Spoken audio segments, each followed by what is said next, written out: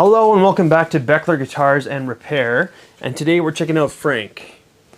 Frank is an old Tele Partscaster that I've had for many years, but I've never really gotten to the bottom of what it actually is or where it came from. So we're going to rip this thing apart and we're going to figure out Frank.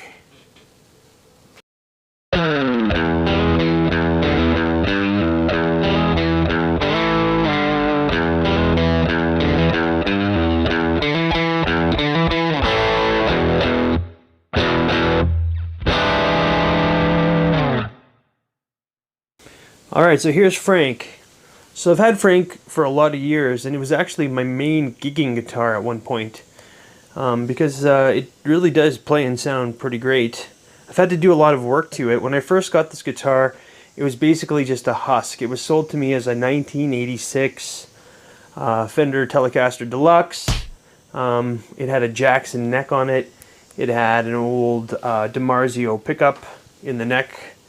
And yeah, it basically was just a hodgepodge of parts and everything that I reassembled. I put a new neck on it that I had laying around that actually worked really well for this guitar. I threw in a Filtertron pickup in the neck. I kept the original bridge pickup, kept the original body, the original components.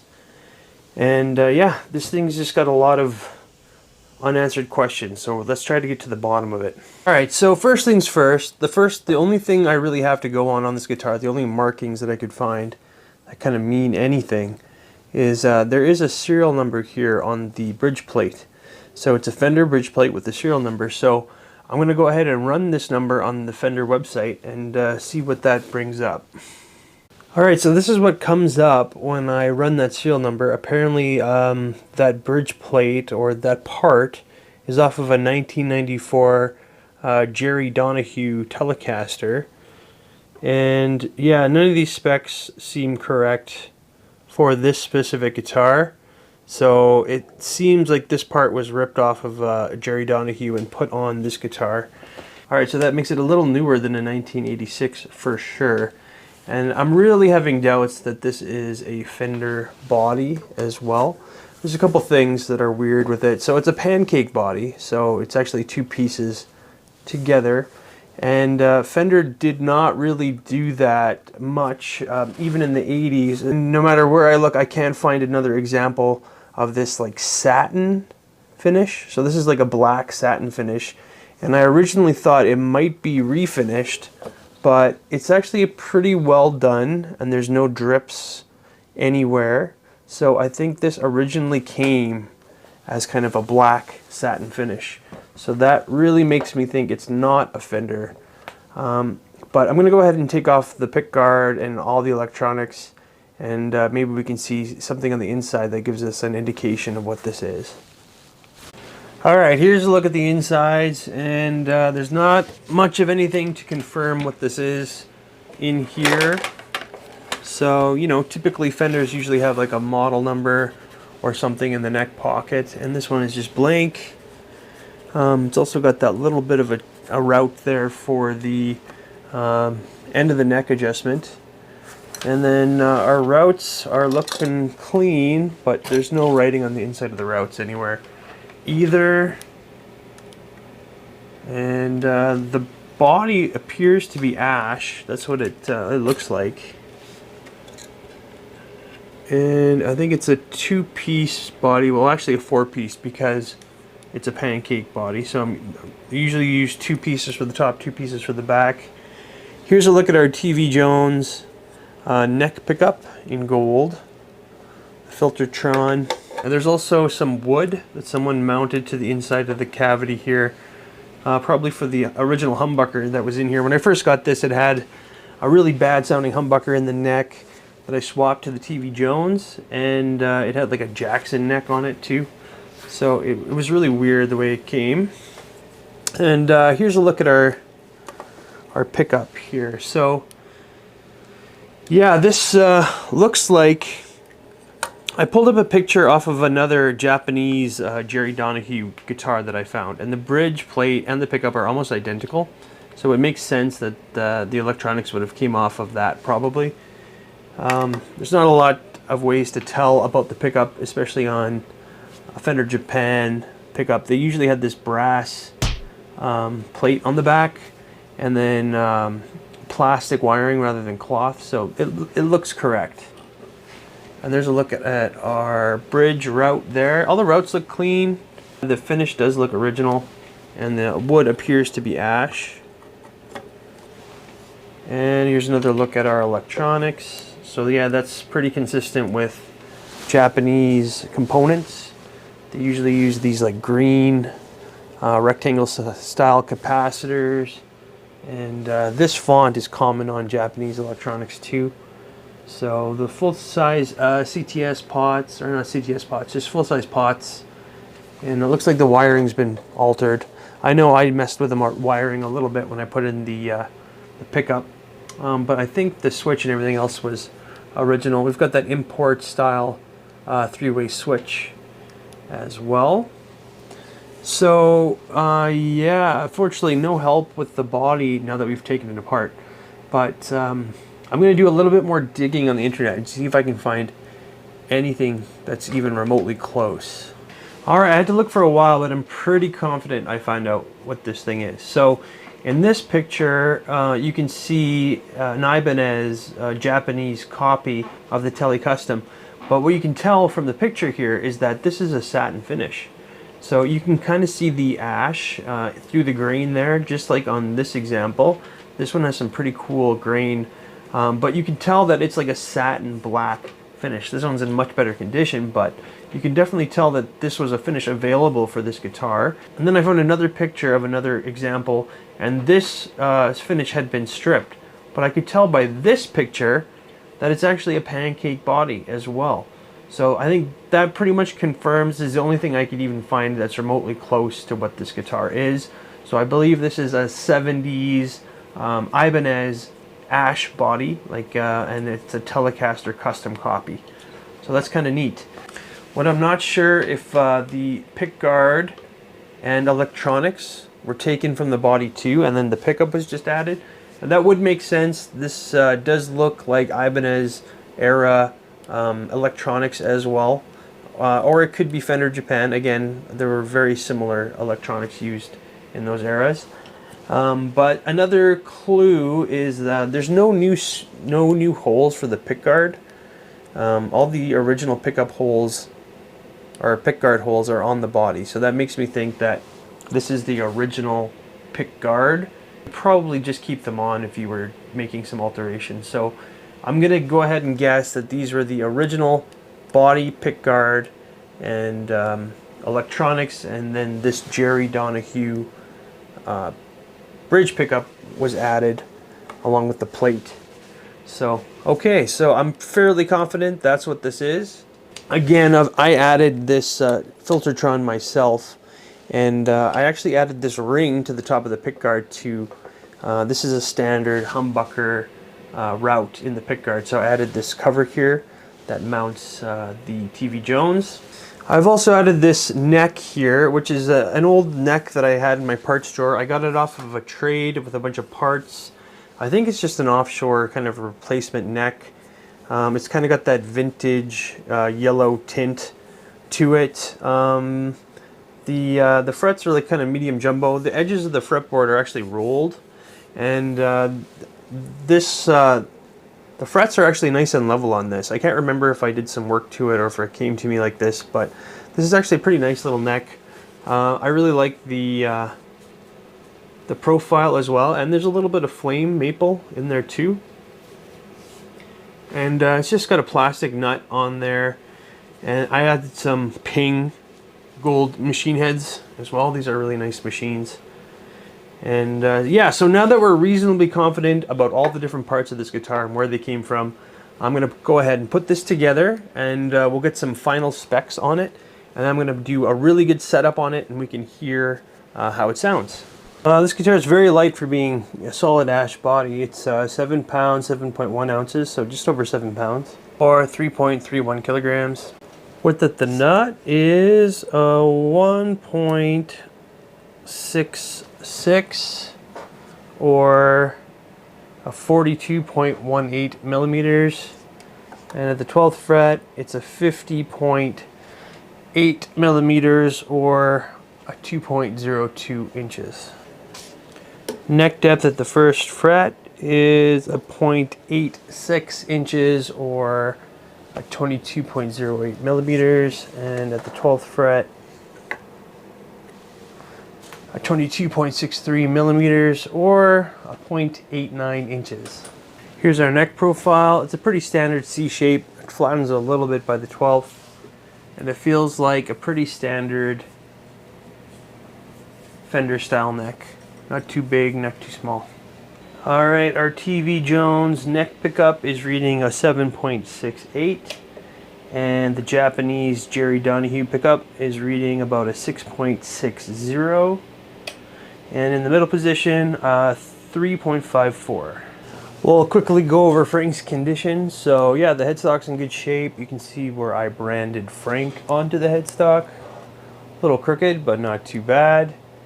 We've got some string trees on there, and this is an import style neck, so it's got the two-way truss rod, and that's just a synthetic bone nut. The frets are in really nice shape. They're nice and polished, and they're all level. I checked with the fret rocker, so the frets are nice, and the fretboard edges are rounded, and there's no sharp frets on the side. And our neck actually fits really, really well in the pocket. It's a really nice, snug fit. There's no gaps on either side, and there's no cracks in the heel at all. And as far as condition goes, yeah, there's dings and scratches throughout, but this is a satin finish, old satin finish from the 70s, so it's gonna have a few marks for sure. But overall, pretty good condition. Nothing's egregious.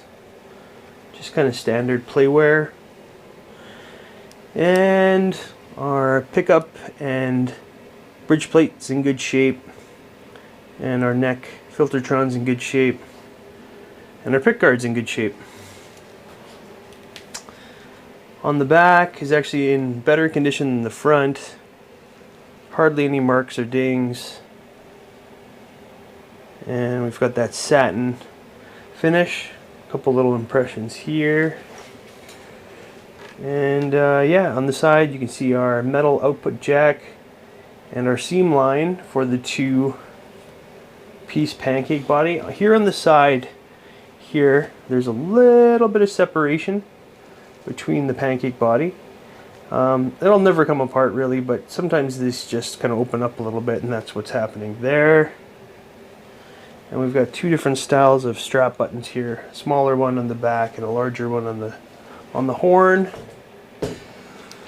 But yeah, overall, quite nice condition. A nice setup on this Partscaster on Frank here. So you can see with my notch straight edge that the truss rod's set nice and tight. There's just a very slight gap between the notch straight edge and the fingerboard. And then here in the 3rd fret area, when I use the 3rd fret, you can see the strings just almost resting against that 1st fret. So it tells us that the neck is straight, the truss rod is set pretty tightly, and the nut is cut well, and we've got nice action here. At the 12th fret, at the low E, we're sitting at about a 1.5 millimeters, and at the high E, it's just over a 1 millimeter. So nice low action. Alright, I'm just going to go up and down the fingerboard here, see if there's any buzzing or fretting out anywhere. I like to speed up this part, but if you want to hear it in real time, you can slow down the player to 25%.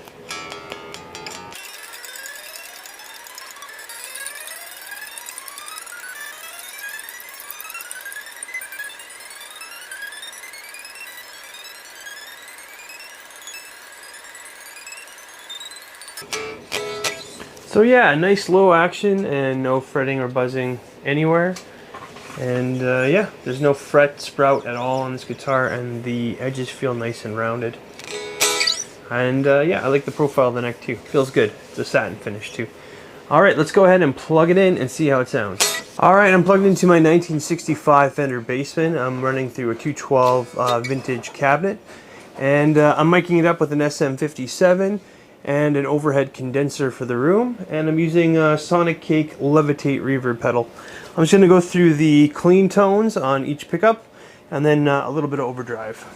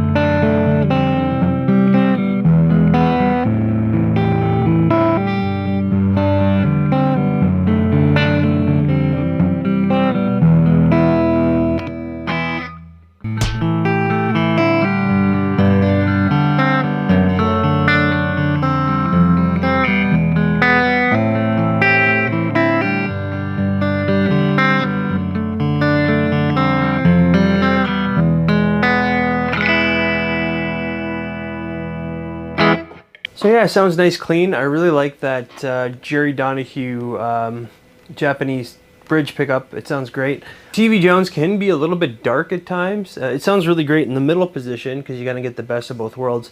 Let's go ahead and try it with some overdrive.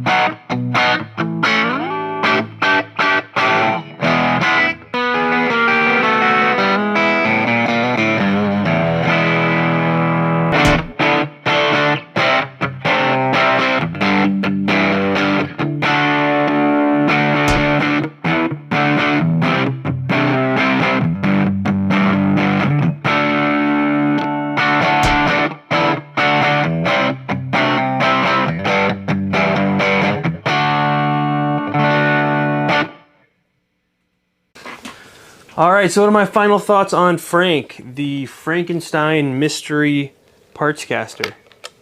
You know, it's pretty nice, considering what it is, which is just a hodgepodge of old parts put together. It holds its own. It's got some unique tones. I really like the combination of a TV Jones Filter Chon and, you know, like an old school Telly bridge pickup. The middle position is really cool. You get some really nice qualities of both of the pickups. But yeah, it's pretty cool. The neck fit perfectly in this pocket, which was great. And the fretwork on the neck was surprisingly well done. It's got nice rolled edges. It's got a nice C shape. It's very comfortable. And it plays really low with good action and no fretting out. Yeah, the tone sounded really nice. The body is nice and light. It's a very light guitar. It's just over 7 pounds. There's no neck dive at all. And these Ping tuners, I don't think they make Ping anymore, but they're really good. It kept the guitar in tune very well. And overall, it's just something a little bit different, and it was really fun to play. And yeah, I enjoyed it. Sadly, I'm letting Frank go. I'm doing a little bit of inventory this New Year's, and I'm just getting rid of some stuff. So if you like what you see or heard, this will be for sale in the Reverb store. And I just wanted to document it before it left me, because I did use this for a lot of years, and I was really into this guitar. Sad to see it go, but I've got to make room for more stuff. So thanks for tuning in to Beckler Guitars and Repair, and I'll have more for you really soon. Thanks a lot.